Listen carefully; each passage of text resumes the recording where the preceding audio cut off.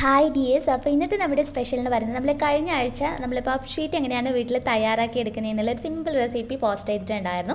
അപ്പോൾ അത് വെച്ചിട്ട് പഫ്സ് ഉണ്ടാക്കിയെടുക്കുന്ന വീഡിയോ ഒത്തിരി പേര് റിക്വസ്റ്റ് ചെയ്തിട്ടുള്ളതാണ്. അപ്പോൾ നമ്മൾ ഇന്ന് സിമ്പിളായിട്ടുള്ള മുട്ട പഫ്സിൻ്റെ റെസിപ്പിയാണ് കേട്ടോ ചെയ്യുന്നത്. അപ്പോൾ ഇത് ഓവൻ ഇല്ലാതെ ചെയ്യുന്ന ഒരു റെസിപ്പിയാണ്. ബാക്കിയുള്ള മെത്തേഡ്സ് കൂടി പറയുന്നുണ്ട്. അപ്പോൾ എല്ലാവരും തീർച്ചയായും ട്രൈ ചെയ്ത് നോക്കുക. റെസിപ്പി ഇഷ്ടപ്പെടുകയാണെങ്കിൽ ലൈക്ക് ചെയ്യുക. ചാനൽ ആരെങ്കിലും പുതിയതായിട്ട് കാണുന്നുണ്ടെങ്കിൽ ഒന്ന് സബ്സ്ക്രൈബ് ചെയ്തിട്ട് ആ ബെല്ലൈക്കണിൽ കൂടി ക്ലിക്ക് ചെയ്യാൻ മറക്കല്ലേ. അപ്പോൾ പെട്ടെന്ന് തന്നെ ഇതെങ്ങനെയാണ് തയ്യാറാക്കി എടുക്കുന്നതെന്നുള്ളത് നോക്കാം. അപ്പോൾ നമ്മുടെ ഹോം മെയ്ഡ് ആയിട്ടുള്ള പഫ് ഷീറ്റ് ഇവിടെ ഞാൻ എടുത്ത് വെച്ചിട്ടുള്ളതാണ്. ഇത് ഫ്രീസറിനകത്ത് നിന്ന് ഏകദേശം ഒരു 2 മണിക്കൂർ മുന്നേ എങ്കിലും എടുത്തിട്ട് പുറത്ത് വെക്കുന്നതായിരിക്കും നല്ലത്. അപ്പോഴാണ് നമുക്ക് തയ്യാറാക്കി എടുക്കുമ്പോൾ നല്ല രീതിയിൽ ചെയ്തെടുക്കാൻ വേണ്ടി കഴിയുക. അപ്പോൾ ഇതാരെങ്കിലും കണ്ടിട്ടില്ലെങ്കിൽ ഇതിൻ്റെ വീഡിയോൻ്റെ ലിങ്ക് ഞാൻ ഡിസ്ക്രിപ്ഷൻ ബോക്സിനകത്ത് കൊടുക്കാം കേട്ടോ. അതിനകത്തൊന്ന് ചെക്ക് ചെയ്താൽ മതി. അപ്പോൾ ഇത് നമുക്ക് അങ്ങോട്ട് മാറ്റി വെച്ച് മസാല ഒന്ന് തയ്യാറാക്കി എടുക്കണം. അപ്പോൾ ഇതിന് വേണ്ടിയിട്ടുള്ള ഫില്ലിങ്സ് തയ്യാറാക്കി എടുക്കുന്നതിനായിട്ട് ഒരു പാൻ വെച്ച് അതൊന്ന് ചൂടായി വരുന്ന സമയത്ത് ഞാൻ വെളിച്ചെണ്ണയാണ് ഒഴിച്ചു കൊടുക്കുന്നത്. 1 ടേബിൾ സ്പൂൺ വെളിച്ചെണ്ണ, അതിലോട്ട് ഒരു 1/2 ടേബിൾ സ്പൂൺ അളവിൽ ബട്ടർ ചേർത്ത് കൊടുക്കാം. ഇതിപ്പോൾ അൺസാൾട്ടഡ് ആയിട്ടുള്ള ബട്ടറാണ് ചേർത്തിട്ടുള്ളത്. അൺസാൾട്ടഡ് തന്നെ വേണമെന്നൊന്നുമില്ല, സാൾട്ടഡ് ആയാലും കുഴപ്പമൊന്നുമില്ല. പക്ഷേ ബട്ടർ കൂടി ചേർത്തിട്ട് ചെയ്യുമ്പോഴാണ് ഇതിന് നല്ല ടേസ്റ്റ് ഉണ്ടാകുക. ഇതിലോട്ടേക്ക് ഒരു 2 പച്ചമുളക് പൊടിയായിട്ട് അരിഞ്ഞിട്ടുള്ളത് ചേർത്ത് കൊടുക്കാം. അതൊക്കെ എരിവിനനുസരിച്ച് ഓരോരുത്തരുടെ ഇഷ്ടത്തിനനുസരിച്ച് ചേർത്ത് കൊടുക്കുക. ഇഞ്ചിയും വെളുത്തുള്ളിയും കൂടി ചതച്ച് വെച്ചിട്ടുള്ളത് 1 ടീസ്പൂൺ മുഴുവനായിട്ട് ചേർത്തിട്ടുണ്ട്. ഇനി പച്ചമുളക്, ഇഞ്ചിയും വെളുത്തുള്ളിയൊക്കെ എണ്ണയിലിട്ട് നല്ലതുപോലെ ഒന്ന് മൂപ്പിച്ചെടുക്കണം. അതിൻ്റെ ആ ഒരു പച്ചമണക്കം മാറി വരുന്ന രീതിയിൽ നന്നായിട്ട് തന്നെ മൂപ്പിച്ചെടുക്കാം. അതിനുശേഷം നമുക്ക് ഇതിലോട്ടേക്ക് ആവശ്യമായിട്ടുള്ളത് സവാളയാണ്. അപ്പോൾ ഞാനിപ്പോൾ വളരെ കുറഞ്ഞൊരളവിൽ ചെയ്യുന്നത് കൊണ്ട് തന്നെ ഒരു ചെറിയ സവാള മാത്രമേ എടുത്തിട്ടുള്ളൂ. അപ്പോൾ നിങ്ങൾ എത്ര ക്വാണ്ടിറ്റിയിലാണോ തയ്യാറാക്കി എടുക്കുന്നത് അതിനനുസരിച്ചിട്ടുള്ള ബാക്കിയുള്ള മെഷർമെൻറ്റ്സിലൊക്കെ മാറ്റം വരുത്തുക കേട്ടോ.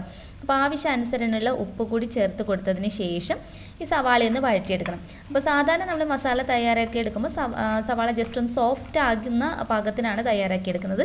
ഇത് ഒത്തിരി ബ്രൗൺ കളർ ആവേണ്ട ആവശ്യമില്ല. എന്നാൽ കൂടി കുറച്ചുകൂടി ഒന്ന് മൂപ്പിച്ചെടുക്കുകയാണെങ്കിൽ നമ്മുടെ മസാല കഴിക്കാൻ നല്ല ടേസ്റ്റ് ആയിരിക്കും. ഇതിപ്പോൾ അത്യാവശ്യം നന്നായിട്ട് തന്നെ വഴണ്ട് വന്നിട്ടുണ്ട്.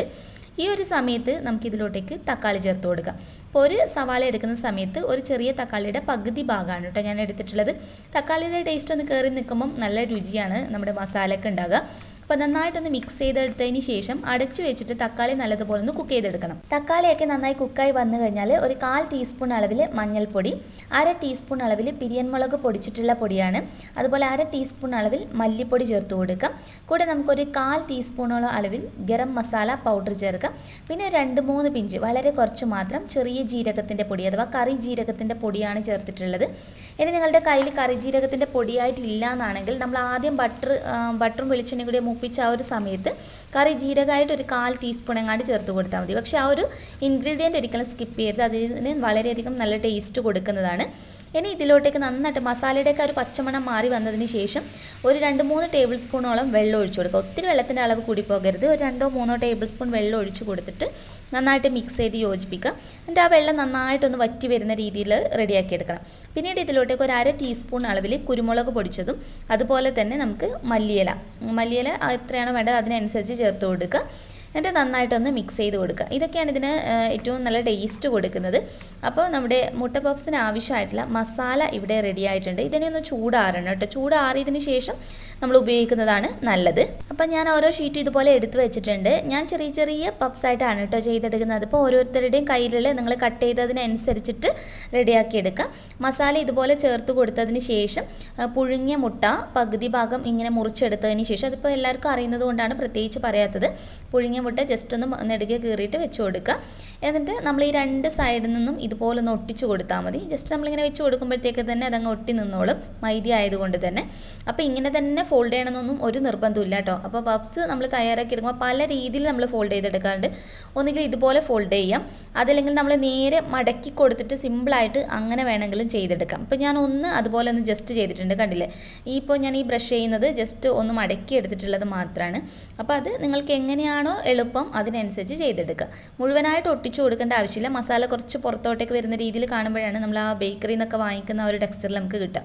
ഇനി ഇതിൻ്റെ മുകൾ ഭാഗത്തായിട്ട് ഞാൻ കുറച്ച് എഗ് വാഷ് ചെയ്ത് കൊടുക്കുകയാണ്. എഗ് വാഷ് എന്ന് പറഞ്ഞാൽ ജസ്റ്റ് ഒരു മുട്ട ഒന്ന് പൊട്ടിച്ചൊഴിച്ചിട്ട് ഒന്ന് ബീറ്റ് ചെയ്ത് കൊടുക്കുക. എന്നിട്ട് അതിനകത്ത് ഒന്നും തന്നെ ചേർത്ത് കൊടുക്കേണ്ട ആവശ്യമില്ല. മുട്ടയുടെ മിക്സ് എന്നിട്ട് ജസ്റ്റ് ഇതിൻ്റെ മുകൾ ഭാഗത്തൊക്കെ ഒന്ന് ബ്രഷ് ചെയ്ത് കൊടുക്കുക.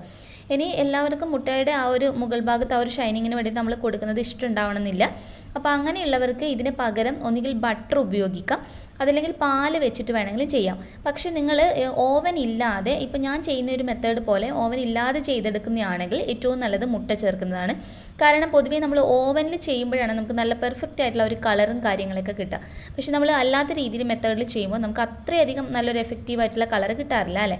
അപ്പോൾ ഈ എഗ് വാഷ് ചെയ്തിട്ട് ചെയ്യുവാണെങ്കിൽ ഒന്നുകൂടി നമ്മുടെ പപ്സ് കാണാൻ നല്ലൊരു ബ്രൗൺ ഷെയ്ഡിലോട്ടേക്ക് കിട്ടും. ഇനി നമുക്കിത് എങ്ങനെയാണ് റെഡിയാക്കി എടുക്കുന്നത്, ബേക്ക് ചെയ്തെടുക്കുന്ന രീതി എങ്ങനെയാണെന്നുള്ളത് നോക്കാം.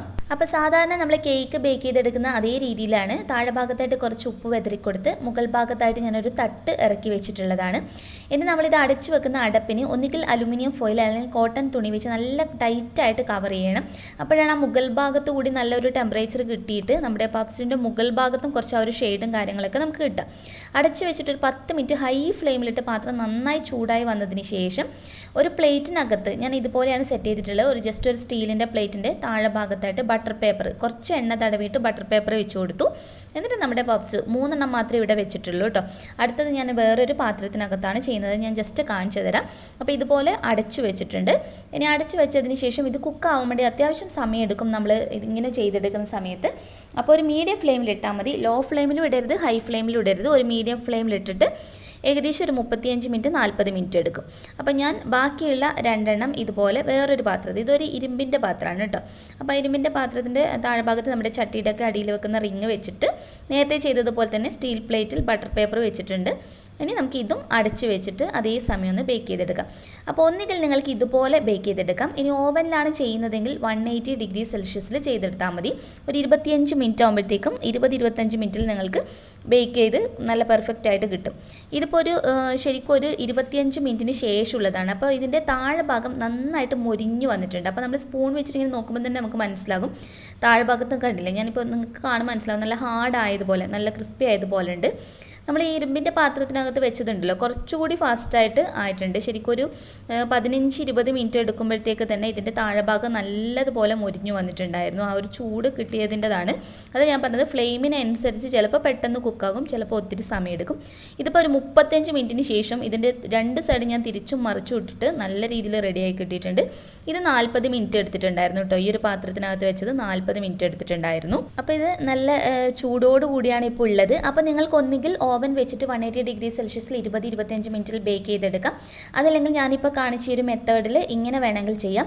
ഇനി ഇത് രണ്ടും അല്ലെങ്കിൽ നിങ്ങൾക്ക് ചെയ്യാൻ പറ്റുന്ന മറ്റൊരു രീതി എന്ന് പറയുന്നത്, എണ്ണയിലിട്ടിട്ട് നമ്മൾ സാധാരണ സമൂസയൊക്കെ ഫ്രൈ ചെയ്തെടുക്കില്ലേ, അതുപോലെ വേണമെങ്കിൽ പൊരിച്ചെടുത്തിട്ട് അങ്ങനെയും ചെയ്യാം. അതുപോലെ എണ്ണയിൽ ഒട്ടും മുക്കി പൊരിക്കാൻ ഒട്ടും ഇഷ്ടമില്ലാത്തവരാണെങ്കിൽ ജസ്റ്റ് എണ്ണ നമ്മൾ പാനിനകത്ത് തടവിയിട്ട് അതിനകത്ത് വെച്ച് 2 സൈഡും തിരിച്ചും മറിച്ചിട്ട് കുക്ക് ചെയ്തെടുത്താൽ മതി. കാരണം ഇതിൻ്റെ ഉൾഭാഗത്തുള്ള മസാലയെല്ലാം കുക്ക് ചെയ്തിട്ടുള്ളത് തന്നെയാണല്ലോ. അപ്പോൾ നിങ്ങൾക്ക് ഇതിലേത് മെത്തേഡ് വേണമെങ്കിലും ഉപയോഗിക്കാം നിങ്ങളുടെ സൗകര്യത്തിനനുസരിച്ച്. ഏറ്റവും നല്ല ടെക്സ്ചറിൽ കിട്ടണമെന്നാണെങ്കിൽ ഓവൻ തന്നെയാണ് ബെസ്റ്റ് ചോയ്സ്. അതല്ലെങ്കിൽ ഈ ഒരു മെത്തേഡിൽ ചെയ്തെടുക്കാൻ വേണ്ടിയിട്ട് നോക്കാം. അപ്പോൾ നല്ല രീതിയിൽ റെഡിയായി കിട്ടിയിട്ടുണ്ട്. അപ്പോൾ നെക്സ്റ്റ് വീഡിയോയിൽ ഇനിയും നമുക്ക് നല്ലൊരു വെറൈറ്റി ഡിഷുമായി വീണ്ടും കാണാം. അതുവരെ ടേക്ക് കെയർ, ബൈ ബൈ.